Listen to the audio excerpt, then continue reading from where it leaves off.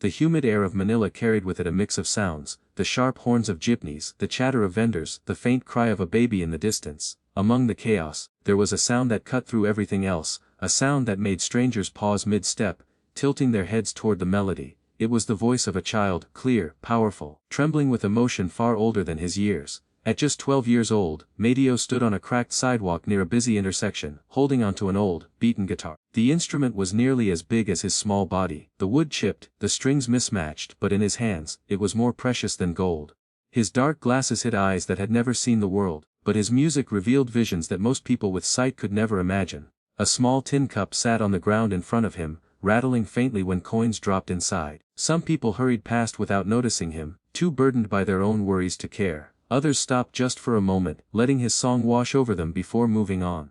And then there were those who lingered, transfixed by the haunting beauty of a boy whose voice seemed to reach into the hidden corners of their hearts. Mateo sang not for applause, not for recognition, but for survival. His mother had fallen ill months earlier and his little sister often went to bed with an empty stomach. Each peso he earned meant rice on the table, medicine for his mother, and hope that tomorrow would be a little better than today.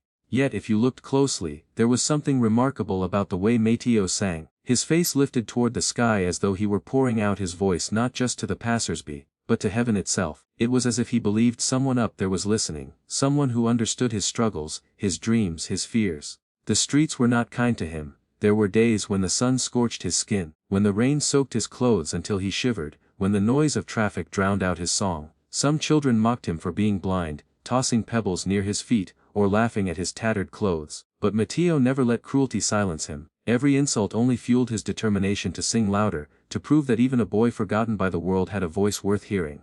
That evening, as the sun began to sink and the sky turned shades of orange and purple, Mateo adjusted the strap of his guitar, and began to sing a song his mother had taught him when he was very young. His voice carried a raw honesty, the kind that made even hardened workers slow down for a brief moment. He didn't know who was listening, or whether anyone truly cared, but he sang as if his life depended on it, because in many ways it did. Across the street, an elderly woman selling mangoes closed her eyes, letting the song ease the weariness in her bones. A young man carrying groceries stopped in his tracks, the corners of his eyes glistening with tears he couldn't explain. A taxi driver rolled down his window, listening just long enough before the traffic light forced him forward. For Mateo, these fleeting moments of connection were enough. Every time someone paused to listen, it reminded him that he wasn't invisible, that even in his darkness, his voice could create light. But the truth was, Mateo often wondered what it would be like to see the faces of the strangers who listened, to see the smile of his little sister when he handed her bread, to see the tears in his mother's eyes when she heard him sing. Yet, instead of dwelling on what he lacked, he chose to embrace the one gift he had been given, his voice. As night deepened and the streetlights flickered on, Mateo's voice grew hoarser. But he didn't stop. Hunger gnawed at his stomach, but he ignored it. His shoes were worn thin, and his feet ached, but he kept standing. He thought of his mother's frail hands holding his face, whispering, "Anak, the world is dark, but your song will be our light." Those words fueled him more than food ever could. On that particular night, something unusual happened. Among the passersby was a man holding a camera. He wasn't rushing, nor was he distracted by his phone like most others. Instead, he stood still, captivated, watching the small blind boy pour his soul into every lyric. The man didn't just hear music, he heard a story, a cry for hope, a glimpse of beauty in a world too often drowned in noise. He pressed record. For the next few minutes, the camera lens captured Mateo's fragile yet unbreakable spirit. His trembling hands strummed the guitar with determination, his blind eyes lifted toward the sky, his voice echoing against the city walls. The man recording didn't interrupt, didn't speak, he simply let the world witness what he was witnessing. When Mateo finally stopped, his voice exhausted, he heard the soft jingle of a coin being dropped into his tin cup. Then a hand touched his shoulder gently. "Salamat Hijo," the man said softly, his accent foreign, but his gratitude genuine. "The world needs to hear you." Mateo tilted his head curiously, not understanding the weight of those words. For him it was just another night of singing, another night of survival. He couldn't have known that this stranger's small act, the press of a button, the sharing of a video, would become the spark that changed his life forever. For now, he only knew hunger, he only knew the streets, and yet, deep in his heart, there was a quiet faith that someday, his voice would carry him beyond the sidewalks of Manila, beyond the noise of jeepneys, beyond the loneliness of darkness. That night, as he and his mother walked back to their small shanty with the coins he had earned jingling faintly in his pocket, Mateo whispered to her, "Mama, one day, I'll sing on a big stage. One day, people will listen not just because I'm blind, but because I have something to say." His mother smiled weakly, brushing the hair from his forehead. And when that day comes, Anak, the world will finally see what I've always known, you were born to shine. Mateo smiled, clutching his guitar close. In his heart he believed her, he had to, because for a boy who had nothing, faith and music were everything. And so, in the noisy streets of Manila, with nothing but a worn guitar and a dream, Mateo's journey to the spotlight quietly began. The night air in Manila was heavy with the scent of street food, grilled skewers sizzling on open flames, roasted corn brushed with butter, and sweet banana fritters cooling on trays. The sidewalks buzzed with life as vendors called out to passersby, bargaining for a few pesos more. For most people, it was an ordinary evening. But for Mateo, it was another test of endurance. He stood on his familiar corner, guitar strapped across his small shoulders. His fingers were sore from playing all day, and his throat was dry, but he pressed on. Hunger gnawed at him, and the thought of his little sister sleeping without supper pushed him to keep singing. Tonight, he sang an old Filipino folk song his mother often hummed when she wanted to forget the pain of her illness. The tune was simple, but when it flowed through Mateo's voice, it was anything but ordinary. His singing rose above the noise of the city, weaving its way through the crowded streets like a thread of light. And then it happened. A tall man with sandy hair and a backpack slung over one shoulder stopped abruptly in front of him. Unlike most who slowed only for a moment before hurrying away, this man stayed rooted in place. His eyes widened, his expression softening as though he had stumbled upon something miraculous. He was a tourist, his clothes slightly wrinkled from travel, his camera dangling loosely from his neck. He had been wandering the streets looking for the real Manila, the kind of raw authenticity that travel guides couldn't capture. And here it was, right before him, a blind boy, no older than 12, singing with a voice that carried both sorrow and hope. The man crouched slightly, angling his camera, and pressed the record button. Through the small lens, he saw not just a boy singing for survival, but a story waiting to be told. The glow of a nearby streetlight cast a golden halo around Mateo, making him look like a fragile angel standing against the chaos of the city. Mateo didn't notice, he was lost in his music. His sightless eyes turned upward as though he were pouring his heart directly into the sky. His small fingers stumbled over the worn guitar strings, but his voice never faltered. To him, the world had always been dark, but in that moment he was the light. When the song ended, silence hung in the air for a few seconds. Then a few claps broke out from people nearby. Some dropped coins into his tin cup, others simply nodded in respect before continuing on. But the man with the camera didn't move. He stepped forward, dropping not just coins, but a crisp bill into Mateo's cup. The sound of paper startled the boy. "Maraming salamat po," Mateo stammered softly, bowing his head. His English was limited, but his gratitude was clear. The man knelt down so he was eye level with him. "Your voice," he said slowly, careful with his words, "the world needs to hear this." Mateo tilted his head, unsure what he meant. To him, this was life, singing for strangers who sometimes cared, often didn't. He had no idea what power his voice truly held. The man smiled gently. "My name is Daniel. I'm from the US. You," he gestured vaguely, searching for the right words. "You have a gift. I'll make sure others hear you." He reached out and touched Mateo's shoulder softly, then stood and walked away. Mateo only heard the fading footsteps, unaware that Daniel had captured a moment that would soon ripple across the world. That night, in his small rented room, Daniel replayed the footage. The boy's voice filled the silence of his space, raw and unpolished but breathtakingly real. He shook his head in disbelief. How is a child singing on the streets like this, and the world doesn't know? Without hesitation, he uploaded the video to his social media. He wrote a caption from the heart. "Met this blind 12-year-old boy in Manila tonight. He sings on the streets to support his sick mother and younger sister. I don't know his name, but I know this, the world needs to hear him." He hit post, unaware that he had just set into motion a chain of events that would forever change Mateo's life. The next morning, while Mateo sat outside his small shack, strumming his guitar to soothe his little sister, something unusual happened. His neighbor rushed toward them, waving her phone excitedly. "Mateo, your video, it's on Facebook!" People all over frowned in confusion. "Video? What video?" His mother, weak from illness but curious, leaned forward. "Show us." On the tiny screen, they watched a blurry clip of Mateo singing under the streetlight. Even though he couldn't see it, he recognized the sound of his own voice. His little sister squealed, "Kuya, that's you!" "That's really you." At first, he felt embarrassed. Why would anyone care to watch him? But then, his mother's trembling hand reached for his. "Anak, do you hear what people are saying?" The comments were flooding in. "This boy's voice gave me goosebumps. He deserves a chance on a real stage. Someone, please find him. He's too good to be on the streets, crying. This is what music should be about, pure heart." And then came the message that none of them expected. A representative from a talent agency had reached out, asking if they could contact the boy. Another message followed from a US television network. Would Mateo like to audition for America's Got Talent? His mother gasped, covering her mouth. Mateo's little sister clapped her hands in excitement, though she didn't quite understand what it meant. Mateo on the other hand froze, his mind spun with questions. America. A stage bigger than he had ever dreamed of. Him, a blind boy who had only ever known sidewalks and street corners. He touched his guitar instinctively, as though it could anchor him. Momo, is this real? Tears slid down his mother's cheeks as she nodded. Yes, Anak, it's real. You've been singing for survival, but maybe this is God's way of telling you it's time to sing for the world. For the first time in a long while, hope swelled inside their tiny home. Mateo didn't know what awaited him, didn't know the challenges that would come with stepping onto a stage thousands of miles away. But he felt something stirring deep within him. A belief that maybe, just maybe, he was meant for more than the streets. That night he sat outside under the stars with his guitar in his lap. He couldn't see the sky, but he could feel it, the vastness above him, the promise of something bigger. He whispered a quiet prayer. Lord, if this is your plan, let my voice bring light, not just to me but to everyone who listens. Somewhere across the ocean, Daniel refreshed his feed and saw the video had been shared millions of times. He smiled, his heart full. He had no idea where this would lead, but he knew one thing for certain. He had just witnessed the beginning of a miracle.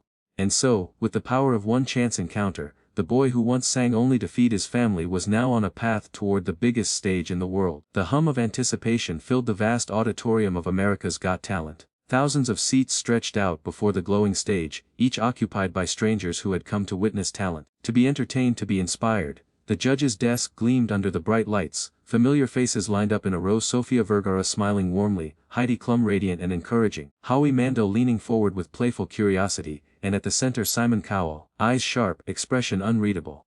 Backstage, hidden from the glittering world beyond the curtains, Mateo stood clutching his guitar so tightly his knuckles whitened. His mother held his shoulders, whispering encouragement. She herself was trembling, but she tried to steady her voice. Nak, just sing the way you always do. Close your eyes, well you already do, and pretend you're on the street corner, singing for me and your sister. Nothing more, nothing less. Mateo nodded, though his stomach churned. He couldn't see the dazzling lights, the enormous crowd, or the cameras waiting to broadcast his every move to millions around the world, but he could feel it. The weight of expectation, the silence pressing in, the enormity of this moment. Contestant number 4123, a stagehand said softly, guiding him forward. It's time. Mateo swallowed hard. He shuffled toward the stage, tapping his cane lightly, his guitar strap tugging against his small shoulder. As the curtains parted, he was greeted by a wave of sound, cheers, claps, murmurs of surprise. The crowd saw a tiny blind boy with an oversized guitar, walking hesitantly across the biggest stage of his life. Some tilted their heads in sympathy, others in curiosity. Nobody knew what to expect. He reached the microphone stand. A staff member adjusted it for his height. Mateo tilted his head, sensing the shift in atmosphere, and gave a small nervous smile. How are you? Hades' warm voice reached him. I'm fine, Po, Mateo answered softly, his Filipino accent wrapping around the words. The audience let out a gentle chuckle at his politeness. What's your name, sweetheart? Sophia asked, her voice gentle. Mateo. And how old are you? 12 years old. A ripple of surprise passed through the audience. He looked even younger, his tiny frame dwarfed by the guitar hanging from him. Simon leaned forward, his eyes narrowing in curiosity. Mateo, tell us, what are you going to do for us today? Mateo took a deep breath. His fingers brushed the guitar strings. I will sing and play. Simon's brows rose slightly. Okay, good, Mateo. The theater fell into silence, the kind of silence that weighed heavy, thick with both skepticism and hope. All eyes were on him. Mateo adjusted the guitar against his chest. His mother, standing in the wings, clasped her hands tightly, whispering silent prayers, and then, he began. The first strum of the guitar was shaky, but then his voice broke through, clear, powerful, filled with a raw emotion that silenced even the whispering doubters. He sang a song of hope, a ballad about finding light in darkness, his voice trembling at first, then soaring with strength. The audience leaned in, their expressions shifting. What had seemed like a fragile child became something else entirely. His voice carried pain and beauty all at once, the kind that only comes from a soul that has suffered and still chooses to sing. Midway through the song something shifted in the air. A hush fell so deep that even the sound of his guitar strings felt like thunder. Simon, who so often wore a mask of skepticism, lowered his gaze. For the first time in years, the tough judge's eyes softened, shimmering with something he rarely let the world see. Emotion. He wasn't just listening to a performance, he was listening to a life, a struggle, a boy's unbreakable spirit. The audience began rising to their feet, one row after another, until the entire theater was standing. Some held their hands to their hearts, some wiped their tears. Cameras zoomed in on Mateo's small figure, his blind eyes lifted upward as though he were singing to heaven itself. When the final note echoed and faded, there was a split second of stillness, then an eruption. Cheers thundered through the hall. People clapped, shouted, whistled. Mateo, unable to see their faces, only heard the roar. It was overwhelming. Like waves crashing against him, his small body trembled. He bowed slightly, unsure what else to do. Wow, how he breathed into his microphone. Mateo, you've just done something incredible. That voice, it doesn't just sing, it speaks. It tells a story. Heidi leaned forward, smiling through misty eyes. I felt every word, Mateo. You reminded me why music is powerful. Because it's not about perfection, it's about heart. And you have the biggest heart I've ever heard. Sophia clasped her hands to her chest. I think everyone here fell in love with you tonight. You are an angel, Mateo. Finally, all eyes turned to Simon. He sat still, his hand resting on his lips, as though weighing every word. The audience braced, expecting a critique, but then slowly Simon leaned into his mic. Mato, he paused, his voice unusually gentle. In all the years I've sat here, I don't think I've ever been so moved by someone so young. You didn't just sing a song, you told us who you are. And I think the world needs to know you. The crowd erupted again, their cheers echoing like thunder. Mateo stood frozen, overwhelmed. He couldn't see it, but Simon was already reaching toward the golden buzzer. The theater was still trembling with applause after Mateo's final note. The sound was deafening, yet for him, it felt strangely distant, like a wave crashing far away. He stood gripping his guitar, his blind eyes turned toward the ceiling, uncertain whether the noise was approval, surprise, or just politeness. He couldn't see the thousands of people on their feet, their hands clapping, their voices shouting his name. He could only feel the vibrations of their energy, pressing against him like a heartbeat. He lowered his head slightly, whispering, Salamat po, thank you. His voice was quiet, almost lost in the roar of the crowd. Backstage, his mother was weeping uncontrollably, her hands clasped together as if in prayer. She had imagined this moment in her dreams, but seeing it, feeling it, was something else entirely. Her frail body trembled, and the staff nearby had to steady her as tears rolled down her cheeks. Onstage, the judges had already given their heartfelt words, but the energy in the room wasn't done building. Something was shifting, something unexpected. From the audience, a small figure began moving forward. At first, no one noticed, just a little girl, no older than 8 or 9, with long braids and a pink dress. She clutched something in her hand as she slipped past the row of seats, her parents whispering anxiously behind her. But she didn't stop. She climbed onto the edge of the stage steps, her eyes wide with determination. Security glanced toward the judges, uncertain, but before they could intervene, Simon raised his hand slightly, giving a subtle nod. Let her go. The girl walked right up to Mateo, who tilted his head when he heard the soft sound of footsteps approaching. She stopped in front of him, her small hand reaching out. He froze, uncertain, until her gentle fingers slid something into his palm, a simple bracelet, woven from colorful threads. Her voice trembled, but it carried through the microphone still hanging near Mateo's lips. This is for luck because you're my hero now. The theater went utterly silent. The audience, moments ago roaring, now held its collective breath. Cameras zoomed in on the image of the tiny girl handing her handmade bracelet to a blind boy who had just bared his soul through song. Mateo's lips parted. He touched the bracelet in his hand, feeling the rough threads, the knots uneven but filled with care. A lump rose in his throat. No one had ever called him a hero before. On the streets, he was pitied, ignored, sometimes mocked. But here a stranger, a child no older than his little sister, looked at him not with pity, but with admiration. His voice broke as he whispered, Salamat, thank you. The audience erupted into tears, sniffles echoing through the hall. Even the judges were visibly moved. Sophia pressed her hands to her heart, Heidi dabbed at her eyes with a tissue, and Howie shook his head in disbelief. Simon sat perfectly still for a moment longer, his expression unreadable. But then, he leaned forward, pressing his hands against the desk, and slowly stood. The crowd caught their breath, they knew what was coming. Mateo, of course, had no idea. Simon walked over to the golden buzzer, his eyes fixed on the boy standing center stage, clutching both his guitar and the small bracelet. He took a deep breath, then slammed his hand down. The sound echoed like a thunderclap, and then, golden confetti exploded from the ceiling, raining down in a dazzling storm of light. The audience erupted into screams, cheers so loud it shook the walls. People leaped to their feet, waving their arms, crying, hugging one another as though they'd all just witnessed a miracle. Backstage, Mateo's mother cried out, collapsing to her knees, her face buried in her hands. The staff rushed to her side, but she waved them away. These were not tears of pain, these were tears of joy she had carried in her heart for years, waiting for a day she never thought would come. Onstage, Mateo felt it, the confetti brushing against his skin, the sound of the crowd thundering louder than any jeepney, louder than the streets of Manila. He stumbled slightly, overwhelmed. What's happening? He whispered into the microphone. The little girl giggled through her own tears. It's the golden buzzer. You won, Koya. You're going straight to the live shows.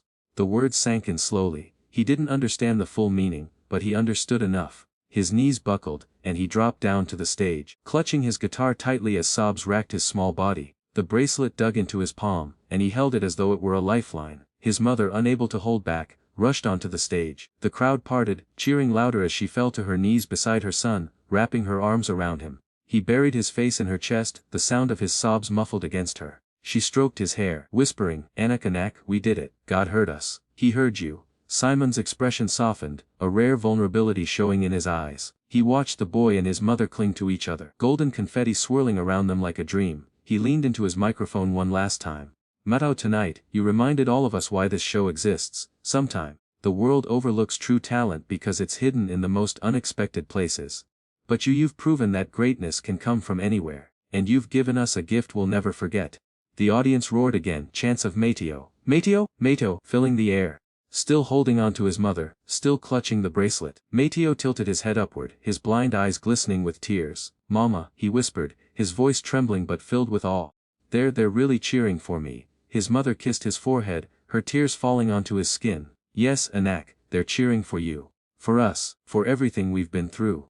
And for the first time in his life, Mateo believed it. He was no longer just a boy singing on the streets of Manila for spare change. He was standing in the spotlight, golden confetti raining down, with the world at his feet and a promise in his heart. It wasn't just a victory, it was a miracle. And somewhere in the audience, that little girl with braids smiled through her tears, knowing she had given her hero a piece of luck he would carry forever. Weeks had passed since the golden confetti first rained down on Mateo's small shoulders. Yet even now, he still woke up each morning wondering if it had all been a dream. Back in Manila, he used to rise to the sound of jeepneys rattling down the road, clutch his guitar, and walk to his familiar street corner. But here, in America, everything was different. The mornings were quieter, the air cooler, and when he picked up his guitar now, it wasn't to sing for survival. It was to rehearse for the live shows of America's Got Talent. The boy who once played to strangers hurrying past now found himself in a rehearsal room, surrounded by sound engineers, vocal coaches, and producers who treated him with respect. At first, it was overwhelming. Mateo often whispered to his mother, "Mama, why are they being so kind? Why do they care?" His mother would smile through her tears. "Because, Anak, they see what I've always seen. They see your gift." The night of the live shows arrived faster than they expected. The massive theater glittered with lights brighter than anything Mateo could imagine, though he could not see them. He could feel the heat of the spotlights on his face, hear the swell of the audience, smell the faint trace of confetti still lingering from past performances. The stakes were higher now. This was no longer just an audition. This was a chance to prove that his golden buzzer moment was not luck, but destiny.